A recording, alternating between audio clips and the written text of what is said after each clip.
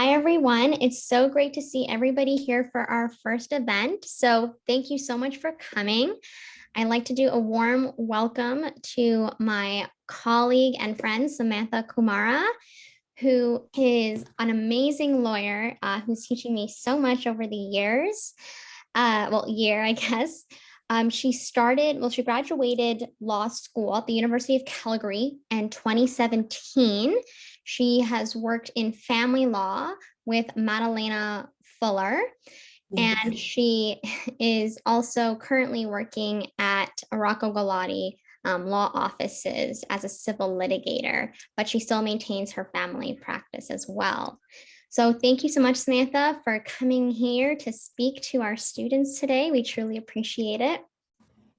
Well, thank you. Normally, if I was at home, I'd probably start by showing you, taking my computer and showing you my dog. But unfortunately, he's not here, so he's not going to be in attendance today. So I understand that you're here today because you're trying to maybe shape your career in some way that involves alternative dispute resolution. And for me, what I wanted to talk about was the practice of family law and alternative dispute resolution, because right now they're really kind of best friends that are going hand in hand. And the trends that we're seeing in family law really emphasize alternative dispute resolution. So if you're trying to consider a career, maybe in family law or alternative dispute resolution, there's some considerations to keep in mind as you move along your path. And of course, what I'm saying applies to other areas of law too, but my special love is family law. So I'm a litigation lawyer, which means that I go to court. But what this practically means is that once I'm in court, almost always I spend the vast majority of my time trying to convince people to get back out of court. And in family law, especially, the majority of the time, cases settle outside of court. And let me explain why. Maybe if we start at the top. Say you're a judge. You've succeeded, you've reached the pinnacle of success as a lawyer, you've been appointed to the bench. Now everyone has to call you Your Honor or Justice so-and-so, and you feel very busy and important. And you find yourself sitting in your tall chair with your fancy robes on and the court crest behind you. But unfortunately, you find yourself in family court and you're listening to two lawyers argue a family trial. And they're fighting about things like custody of the children. Where do the children live? Who gets to make decisions about the children? But also funny things like who gets the couch and how do you share your Netflix account? And these two parties have spent probably years waiting to get to see you and get their trial heard by you. And now maybe this trial's been scheduled for 5 days, but you only have 5 days to listen to the lawyers, listen to the evidence, and then turn around and make a really deeply personal decision on behalf of these two people who you've only known for 5 days. You need to decide who gets to parent their children on what days, and who actually gets to keep that couch. And you might have heard 5 days worth of evidence from the lawyers, but the lawyers are arguing on behalf of their clients. I mean, you're hearing the over-exaggerated resumes about their clients, their LinkedIn versions of themselves, where they have all the skills and no flaws to speak of, and maybe a couple skills that they don't really have, but they hope they might. And meanwhile, the other party they describe as an absolute monster, and vice versa. And this notwithstanding the fact that maybe these two people were married for 20 years and parented their children just fine until suddenly something went wrong and they had to separate. So how do you make that decision as a judge? I mean, you can sift through the evidence. And if I put myself in that place, I know they're trying to find the most fair outcome. But judges can get it wrong. And they really don't know you that well. And they're making these decisions that maybe you are the most qualified to make, because the fact is, parents are the experts of their children, not the judge.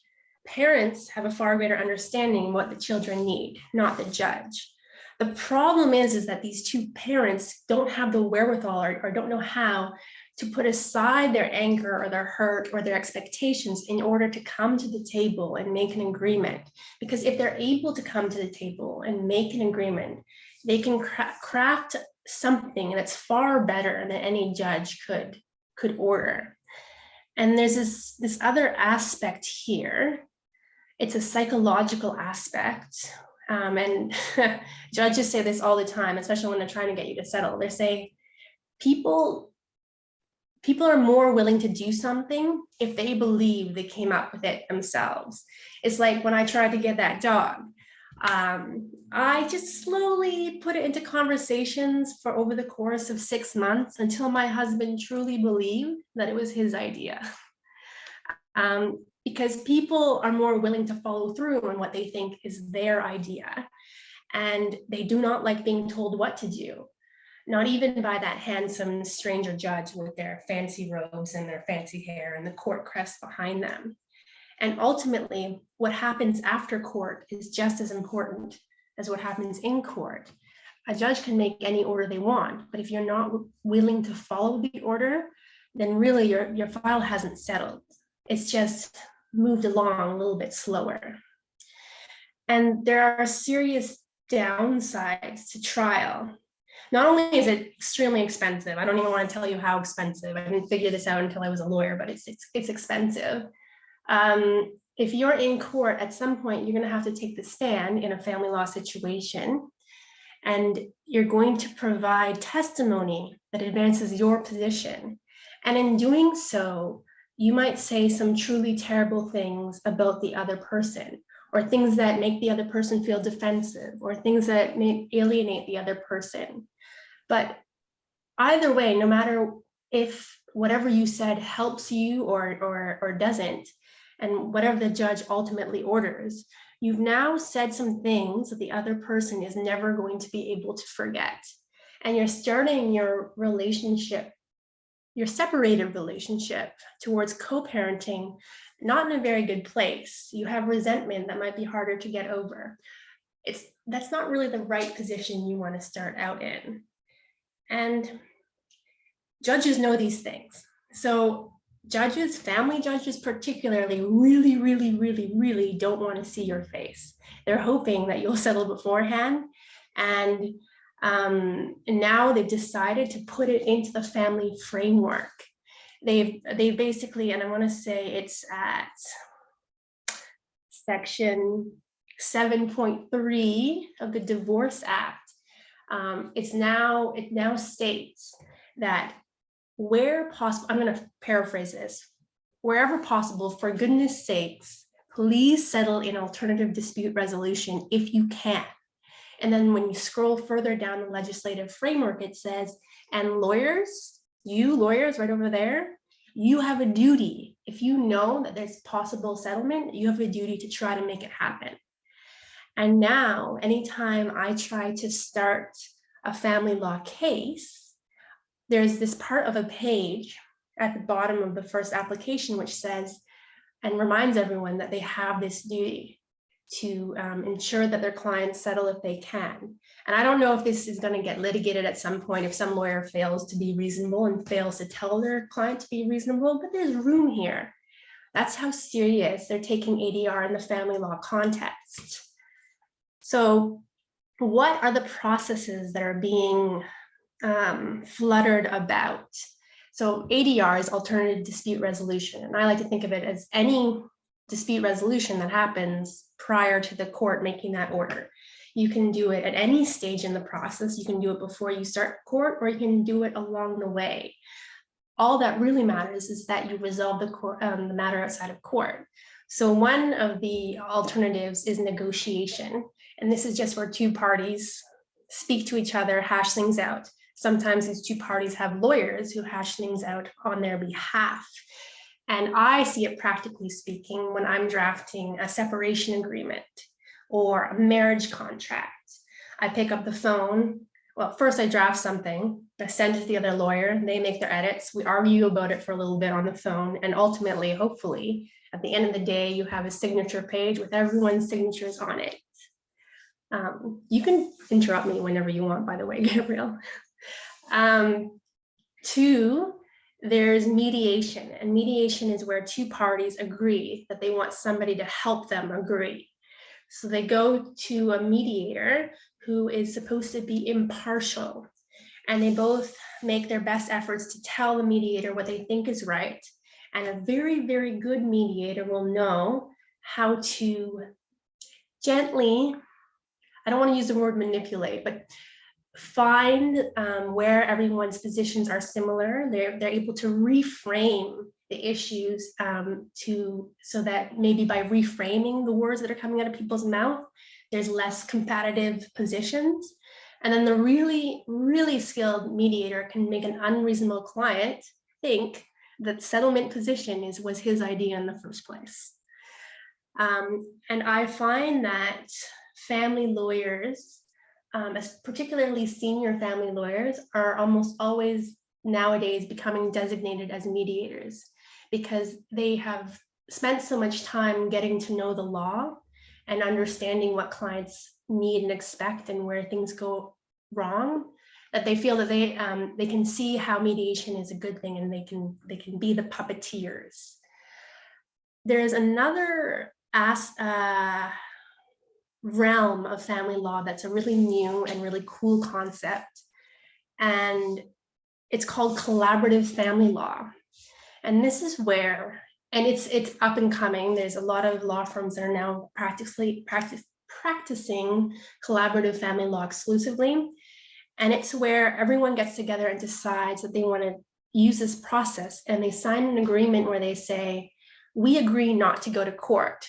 We agree that if we can't settle in this process that I'm going to explain, we can't even use the lawyers that we chose originally. We have to fire our lawyers and go find somebody else. So we agree that even we're going to put so much money and time, and care into this, that we're not going to choose another process. We're going to figure it out.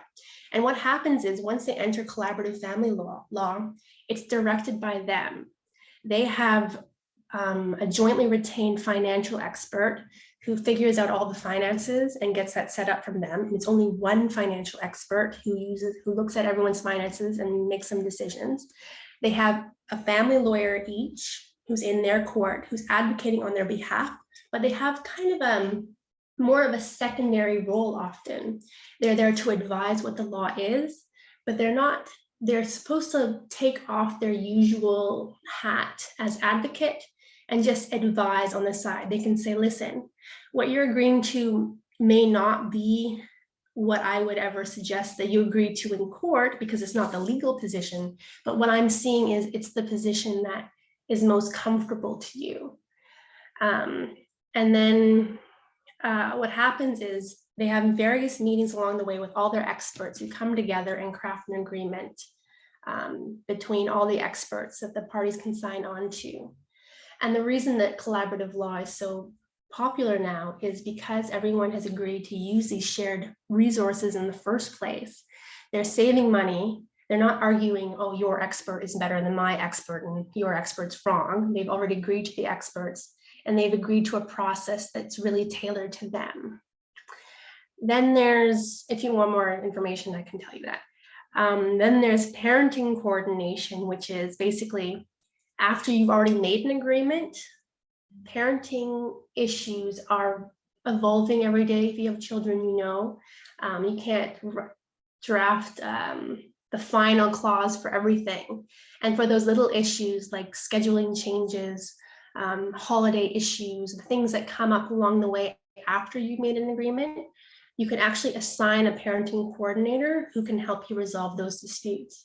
And you agree to it in your separation agreement or what have you, so that you know, oh, I'm having this issue. I know I can go to this person who knows me very well and figure this out. So you kind of assign that kind of authority to somebody else to help you out. There's also arbitration, which is a whole different realm, and I'm not going to speak too much of it today, but it's basically, it's like court, but it's different.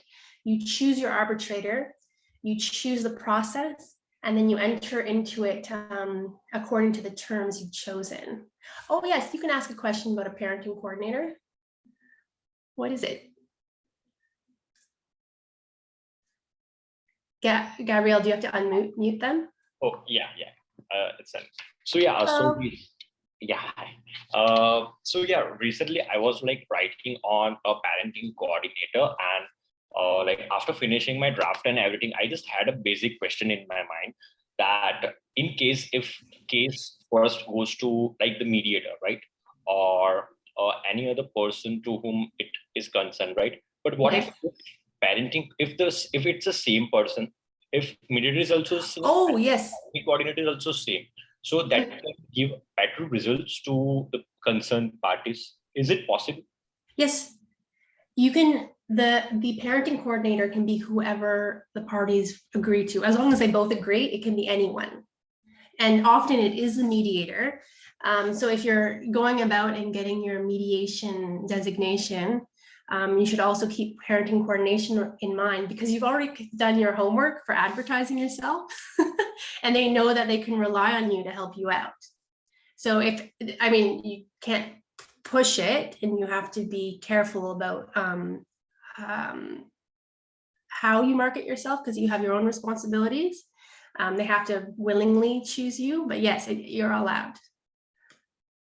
Yeah. Is that your question, or do you want more? No, that's like a good clarity to my like concern, because I was just thinking that if that like same fact of situation has been dealt by like both the person, or if the same person, right, then that can give better results to the parents or like the person who are like involved, and that way those like couples don't have to go through each and every process again and again. So that can be a better for them. And yeah, I have like another question regarding that family like lawyers and the family mediators. Sure, go ahead. Yeah. I was just like not interrupting you, but yeah. Oh no, I love to be interrupted. See, I like to interrupt you. Yeah, that's right. Yeah. So yeah, I had that question that what do you think about the inclination after like COVID from like family lawyers are like bit supportive to the being a family mediator, or like it's like somewhat up Sorry, and down? say that again. After COVID? Yeah, after COVID, are like family lawyers have like projected that like diversion towards family mediation? I mean, we're still doing, so mediation can happen online. Yeah. Is that what you're saying? Is that what you're saying? No, I'm saying that like before COVID, there was like I read it in an article that family lawyers were more concerned and were more interested in dealing family cases in courts rather than the alternate dispute resolution. But after COVID, when the situations went online, Oh, well, that's because, okay, I don't know if I can say that family lawyers were more interested in taking cases into court. That it really depends who we're talking about, which family lawyer. that's very controversial one, but yeah. You know what it is? It was that the court process was so backed up that I couldn't even get into court after COVID, after the restrictions went away. I couldn't even get into the family court for a year. My first case conference, which would normally be after 3 months, was going to be in 8 months because of the backup. So I think it did force people who otherwise would have used litigation to think, maybe there's another way, because my client actually wants to resolve this in the next century. So here we go. But it depends. It depends on what kind of lawyer you want to be. Yeah, that's right. Yeah. Because you know what? The reason people are in court, all right? There's a reason family people are in court, because family law is really simple. It's got a really simple framework. It's so if you're not able to resolve your issues between yourselves first, there's 3 things that might have happened. Either you're unreasonable, okay, your ex is unreasonable, or you're both unreasonable. Yeah. And that's when the lawyer comes in, and they because they have a really large part to play. And some, you might not realize it, and sometimes I'm taken along for a little bit of a ride, but ultimately it might be just maybe that my client is the unreasonable one. And when I realize that I have the unreasonable client, I too have a very important role, because I could be the lawyer who takes advantage. And when I say that, I mean there's a lot of, I have met a lot of people who haven't put aside their anger yet and would rather spend $100,000 in court than give what they probably owe of $20,000 to their ex. Now, I, as a lawyer, could say, well, that's your position, and I know that if I help you along this ride, you might not win in the end, but I'll win, because all that time that we're going to court, I get to bill you for.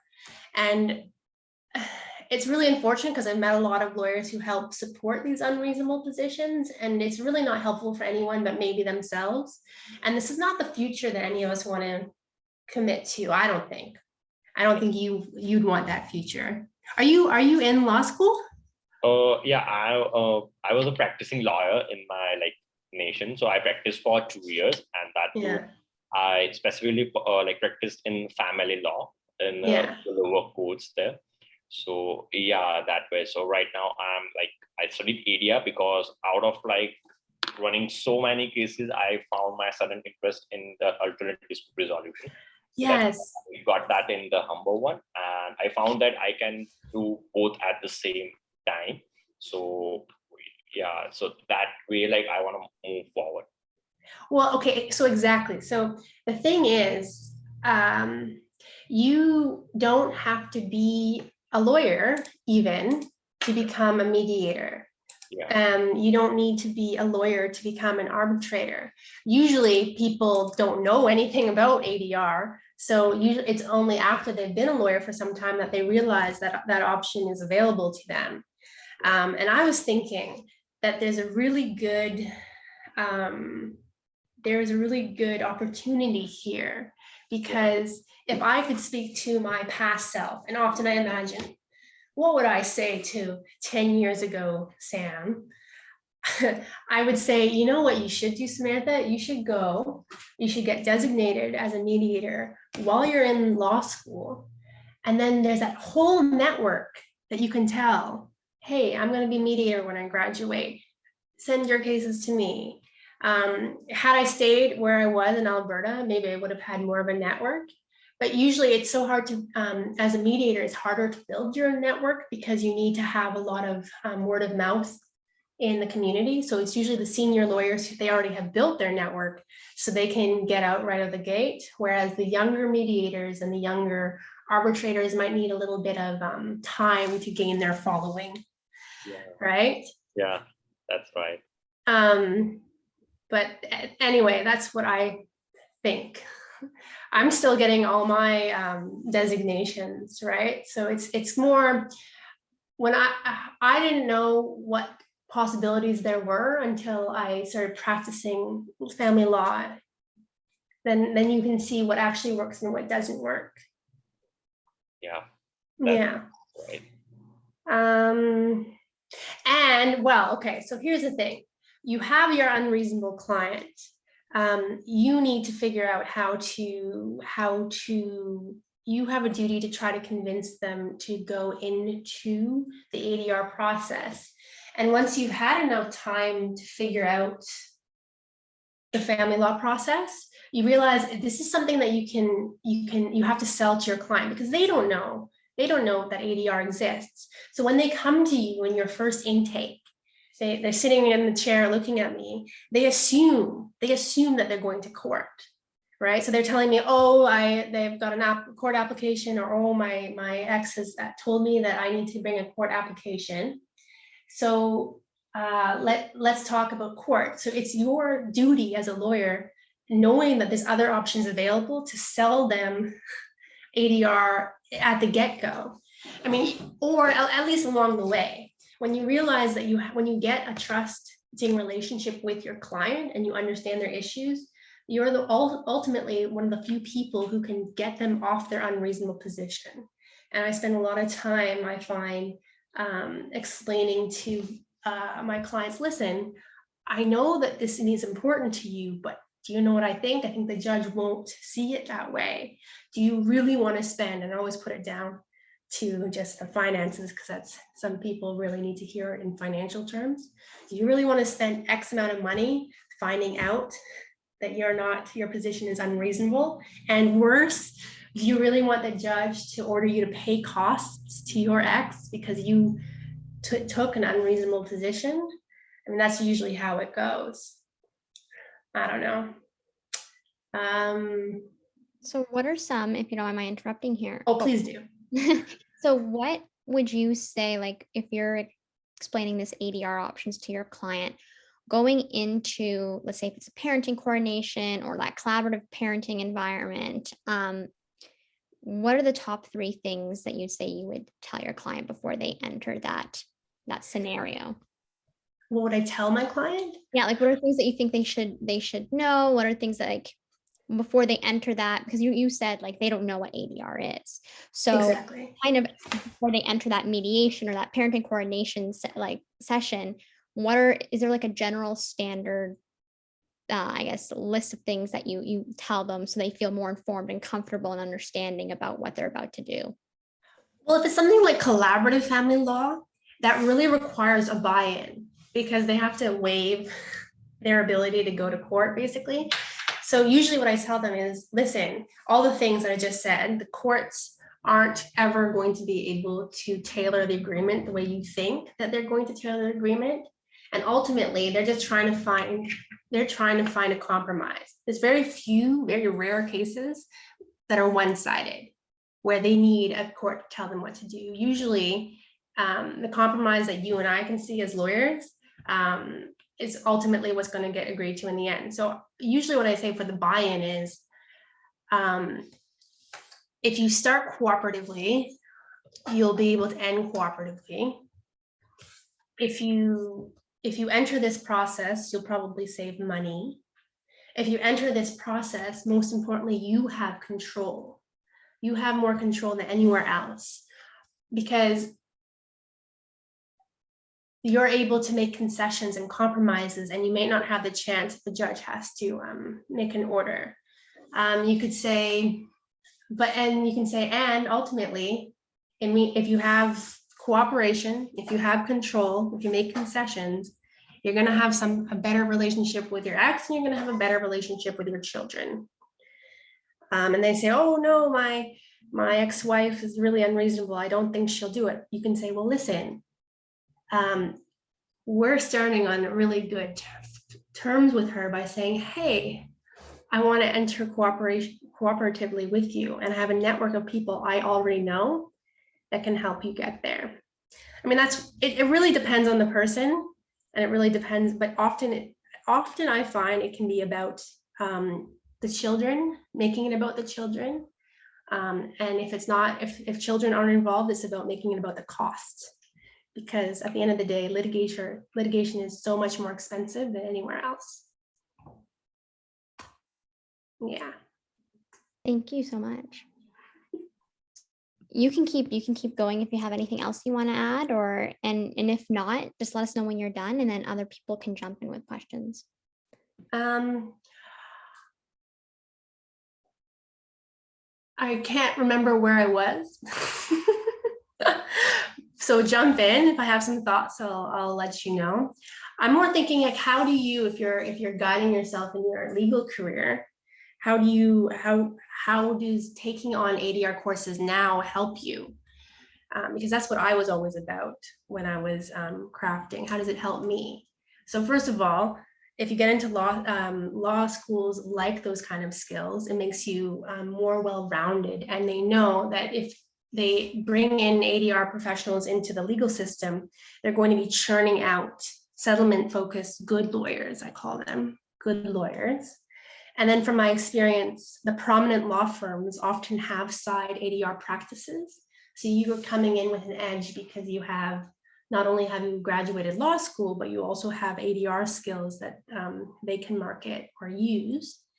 But also the skills that you use in ADR, that you learn how to be impartial, how to interview clients and get all the facts out of them in an impartial, accepting way, how to reframe issues, or how to move clients towards settlement, are so much also a part of being a lawyer, that having those skills on your resume will help you get not any job, but more jobs than if you didn't.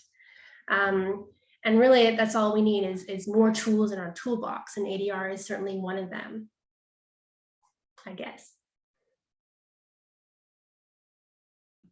That's amazing. Well, thank you so much. So now we're going to welcome any questions anybody in the audience has. And I also have some questions that were sent to me. So I'll let the audience go first. And if not, I will ask some questions. Well, while we're waiting for that, actually, then I might as well jump in, get things warmed up. But one of the questions that was asked was, what do you find is the most frequently used method of ADR in family law? So would you say, is it mediation, collaboration, or arbitration? I know you said collaboration is newer, but. I have been working with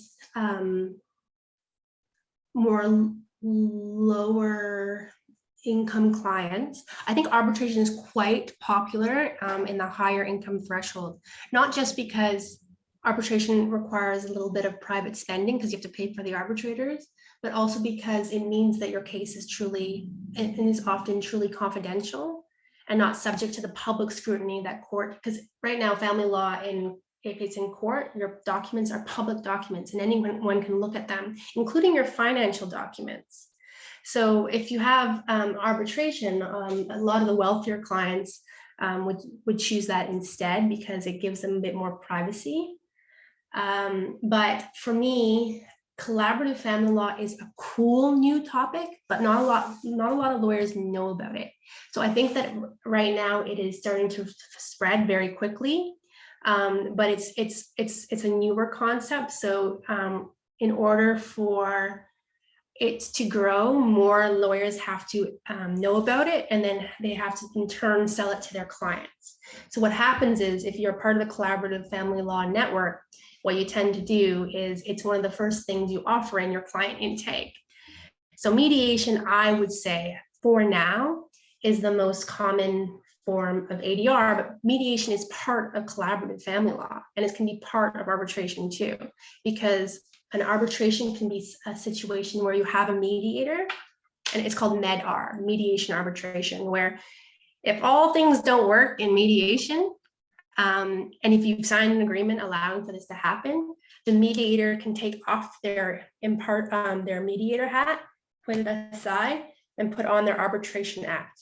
So they would have heard all the, and they have to put themselves away from some of the things they've heard to remain impartial, but they get to have the final say. So if you don't decide, then they get to decide.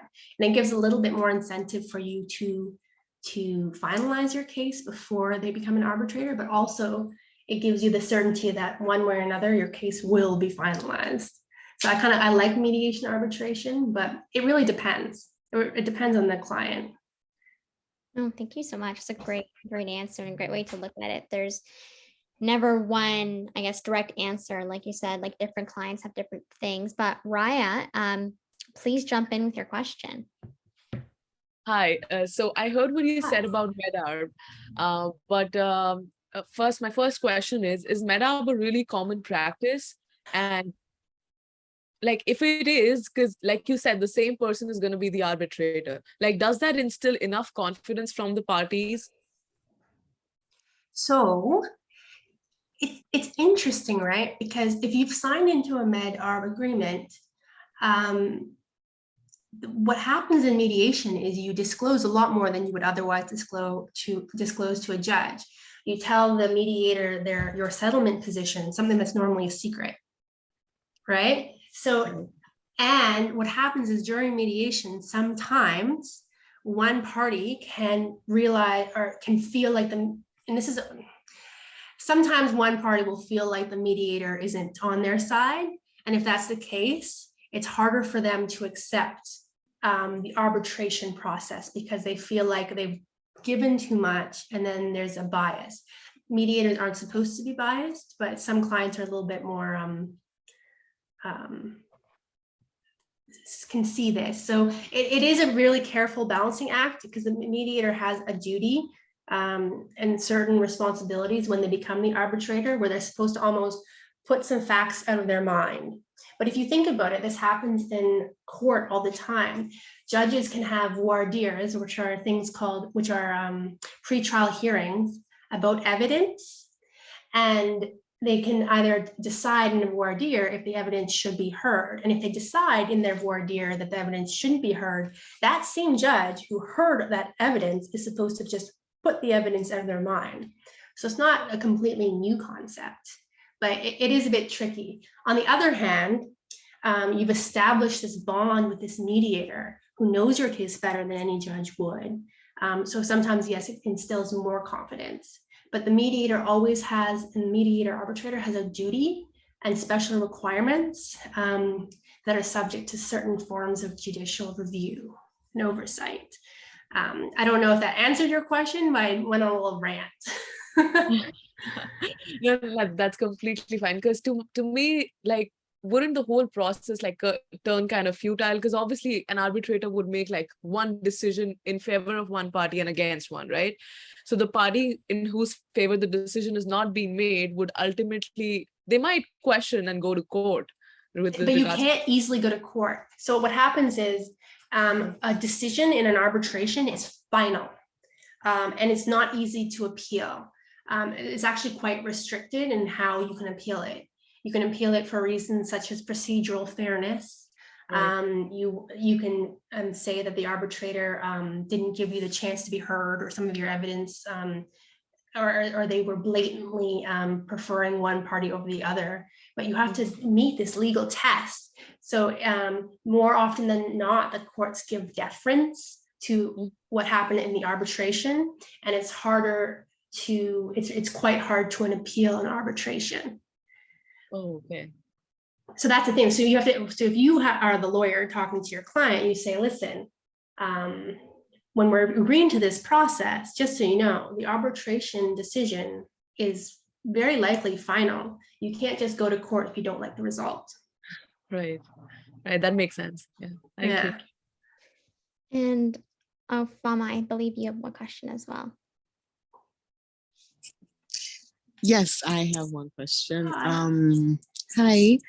So I heard you talk about bias, and I know I have asked this question many times, and I've heard other people ask questions a lot, but I just want to hear it from your own perspective. Yes. So I wanted to know, for example, especially as you were doing family law, during a mediation, because you do practice family mediation. Yes. So during a mediation, how are you able to stay neutral? So in this case, for example, for me, I would not be a family mediator because I know that I have my own bias, and more often than not, I will probably be biased and, give my judgment in favor of the woman, for example, in this case. Okay, so I see what how you're are saying. you able to, balance that and try to stay neutral? Okay, well, some people, if you know you have this bias, it might, you're definitely going to have to learn how to weigh the issues differently, and you might have to admit it to the parties. It really depends what your bias is, but I find some people react to bias because you have a duty that you're not allowed to breach, right? As a mediator or arbitrator, which is a duty to be impartial. So some people, knowing no one is perfect, okay? But if you know what your internal bias is, some people overcompromise and say, well, I recognize that this is how I feel, So I need to set this aside, and sometimes I'll overcompensate and give the man, if you're biased towards female, more benefit of the doubt in order to try to offset this bias. But bias is a legal skill. Being impartial is a legal skill. And what I find has helped me become able to hear things more impartially is taking on cases. And I've had the opportunity to take on many cases of parties that I don't necessarily agree with. And when you are in a situation where, as like personally, because it's not, but you can take on these cases because it's not about what you personally believe, it's about how does it apply to the law.